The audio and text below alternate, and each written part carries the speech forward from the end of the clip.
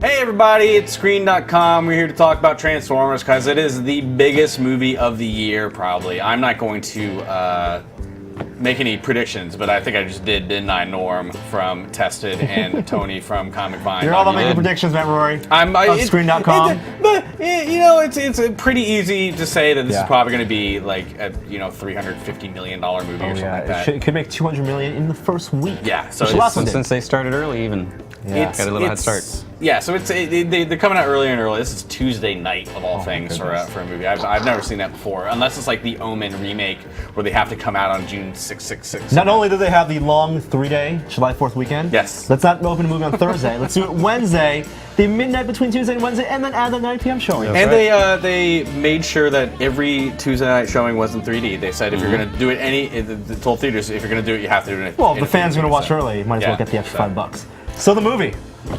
It's not good. Alex, of course, wrote a review. It's up on the site now. You can go read it. And I read it, and I pretty much agree with everything said. It's my dominating opinion was when I was watching this film was one of boredom.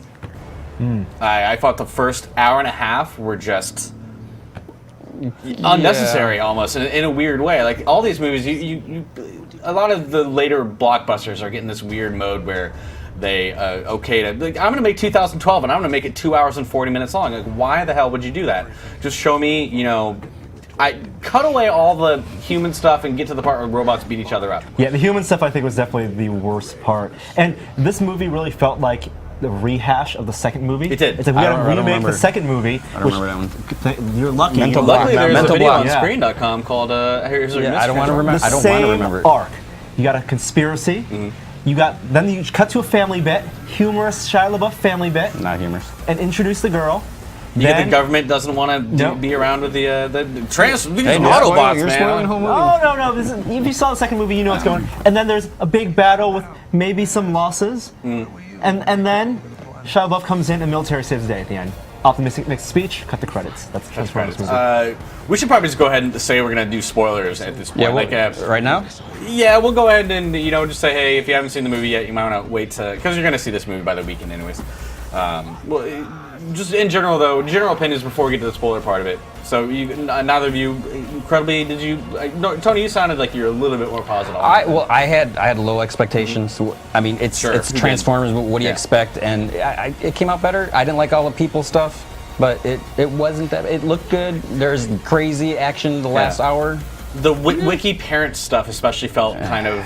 There's no really reason for them to be in the. Luckily, it was short enough that it. But that's true of almost all. The mom didn't get high in this movie. Mom didn't get high, at least. So they have a lot of guest stars. Malkovich is in it. Malkovich's character is in there, and then he just disappears. Yeah, I didn't even know he was in it. It's like he was his Witwicky's boss, and he just kind of like, the script feels like it was only one credited writer, but it felt like it was like one of those Men in Black things where they wrote it like half and then came back to it half a year later. Not only was that, it felt like it was two movies. In one, you have the human stuff and then the robot stuff, and the cuts between the two, incredibly jarring. You have awesome robots like talking to each other, with military, and then cut to slow motion Shia LaBeouf with the girl, and then play some Coldplay-esque Linkin Park-like music. And it was so loud. I mean, usually when there's music in a movie, it's subtle, it's in the background. Here, it's just like it's like music video and. Well, that's Michael Bay. I mean, he's a music video guy. I don't even really have any kind of. We should probably say we're going to talk about spoilers now. If you haven't seen the movie, you should probably stop watching now. But so generally speaking, we can talk spoilers if you guys want to, but generally speaking, I thought that the last hour, everybody's been talking about this last hour of this movie, how over the top it is, how crazy Chicago gets blown up or whatever. I was so bored by the time, like the first hour and a half were so mind-numbing to me that by the time the cool shit started to happen, I almost didn't care. Like I felt the same spectacle was just kind of, Yeah. well, you should have gotten And it was amazing spectacle, let's be clear. Yeah. This movie was expensive to make, and unlike a movie like Green Lantern where it was expensive but didn't look like the city destruction wasn't as intense, here it looked like every dollar was on the screen. And they make a point of killing people. Like not the heroes or anything, but they show people on the street Just getting random. zapped by Transformers. So they really do say, hey, this has a human toll. People are fucking dying. the destruction of a real metropolitan city. Yeah. We hadn't really seen that. In the After first 9/11, Transformers movie, you get Optimus thrown through a building. Here, an entire building gets collapsed. Yeah. It looks pretty intense. But you're right. By the time you get the really cool stuff, and we can spoil, there's this squirrel suits.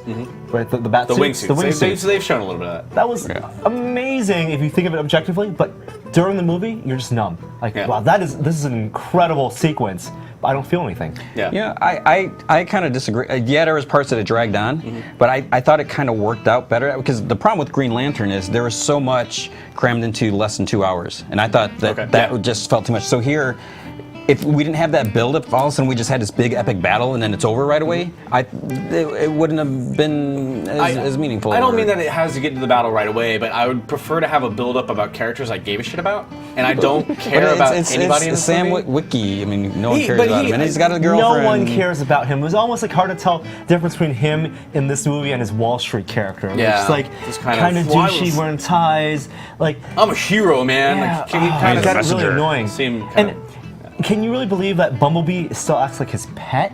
Like, that relationship never is believable. They never been able to fix his voice or something? Yeah, like he still talks to the radio voice, and he treats him like a dog, but Bumblebee is like a warrior hero. Which is why he's not even around in the first half of the movie. Oh my goodness. He's busy. And Where did those two baby Autobots come from? I think they were from the second movie. Were they? One was now a they're Autobots? converted Okay. Yeah, from they're there. a from a Xbox to or an Xbox Autobot. or Yeah. something? Okay. How about the girl? She was actually better than I thought she would be.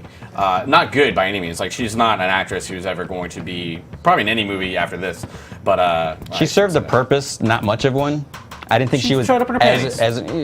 but I mean, there's some plot element. I mean, again, totally not necessary. Well, the big spoiler is that she basically wins the battle for the Autobots at the end. not the army guys. It's so dumb. It is. It's because of this Victoria's Secret model that Earth is still they're like, around. Because she convinces Megatron to do the right thing. The whole thing with even the thing with McDreamy being the bad guy as well was like even at the very end when he knows that he must not have been told the whole plot, but now, hey, Cybertron, the other planet, is going to come and destroy us all. I still need to fucking fight for the he was deluded. He was so evilly deluded from birth. He thought they'll keep him as his pet. Megatron also completely wasted. He is not even. He's barely. He's a supporting character. I like the little cape movie. thing that he has going No, on. I hate. like, no, do you I get hate hot? that. Why are you Megatron, hot? he turns into a truck, and then when he turns into Megatron, he has Bushka like headscarf. He takes off. His head is damaged. In 3 different scenes, he takes off the headscarf because the wind's gonna get in his eyes. No, it's because he's got that big gaping hole, and he doesn't want it to get infected. He's got some stuff crawling. So the over. action, it was shot in IMAX, which some of it was. some of it was. I don't think it didn't do the second movie where it blew up to full IMAX. It was still in the same aspect ratio the entire time. The action scenes. They were good. Were way better than the second movie. Sure. And shot well. It wasn't a shaky camera. The pans. You have to do it with 3D. The pans were much better. I can't even. I didn't even walk out of this movie feeling. I felt bad that I had spent $20 on it, obviously. But to be fair, I mean, there are people who've commented on the review who said they had a really good, fun popcorn time. It was great. I mean, I'm the guy who gave 4 stars to Burlesque, so I'm not going to tell anybody that you can't have a good time at Transformers. If you do, that's fine. And people in our audience had a lot of people had a great time. They laughed at different jokes. Yeah. So I mean, I think for me, I'm not willing to lower my expectations to the point where I would enjoy this movie. It is fun popcorn. It's Michael Bay. You kind of have to go in knowing what you're going to get, but I don't see that there's the filmmaking style excuses a shitty plot or shitty writing. You really have to. I mean, even with the low expectations, even knowing that you're going into a Michael Bay movie, like I did, I walked out feeling like I was robbed of something. Like it could have been so much more. I like Michael. I liked Armageddon. I've liked Bad Boys, and I even kind of like The Island of all things. But I still don't. I think there are parts of The Island that were good. You know, what I want to know is, what did they do on Cybertron before the war? You know, where did all these Transformers just sitting around?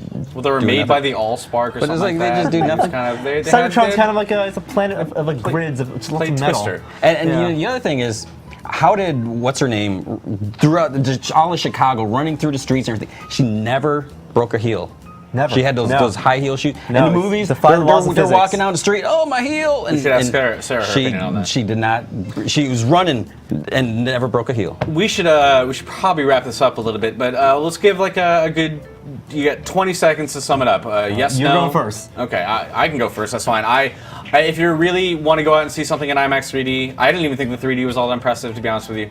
I can't recommend it, but if you go out with a bunch of friends and you have a good popcorn time, bring a little booze in a flask and mix it up with your drink. If you're 21, of course. You'll probably have some moments of enjoyability. This is one of the few movies that I can actually honestly say you can walk in an hour and a half late and probably have a better time than I did. So, Tony, summation. I thought it. I mean, it was what you expect. It wasn't great. It was lots of shiny action, glossy, blow up stuff and robots. And I thought the 3D was pretty good, and it was better than I thought. Which again is not a good excuse, Sure. but it was all right for, like you said, a popcorn movie. So it was all right.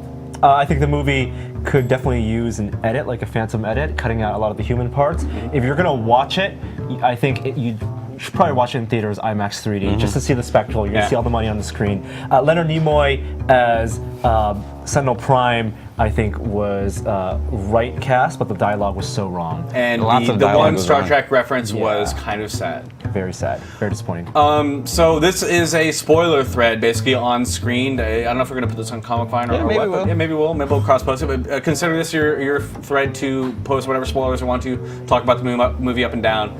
Thank you for stopping by. And again, we want to see your user reviews as well. So please post those, and we'll put them in the community showcase this weekend. Norm, Tony, Norm, Matthew. Thank you very much for joining me on the couch, and we will see you guys pretty soon on screen.com and Comic And Comic Vine. I'm gonna And stop maybe And test it. Maybe test it. .com.